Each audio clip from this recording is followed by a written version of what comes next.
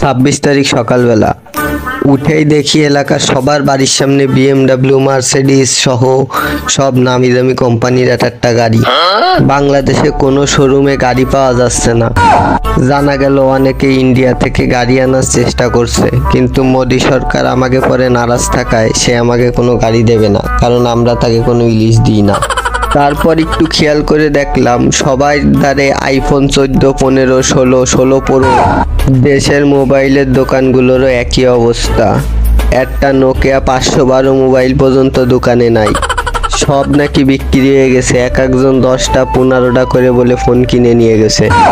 এক কাপ চা খাবো বলে যেই 2-4টা ভাই বিরাদারে ফোন করলাম, শোনা গেল তারা তৎক্ষণাৎ ভিসা পাসপোর্ট করে কেউ আমেরিকা, কেউ দুবাই, কেউ আফগানিস্তান, কেউ শ্রীলঙ্কা, কেউ কানাডা গার্লফ্রেন্ড নিয়ে ট্যুরে গেছে।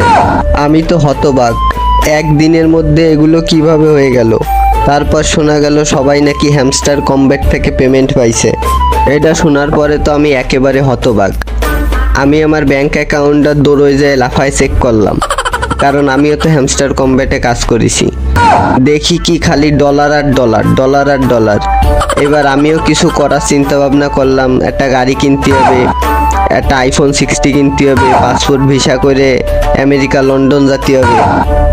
কি করব এই শর্ট সময়ের মধ্যে, এই চিন্তা করতে করতে হঠাৎ মশার কামড়ে ঘুম ভেঙে গেল। আর কিছুই করতে পারলাম না। কি মাইনে নেওয়া যায়?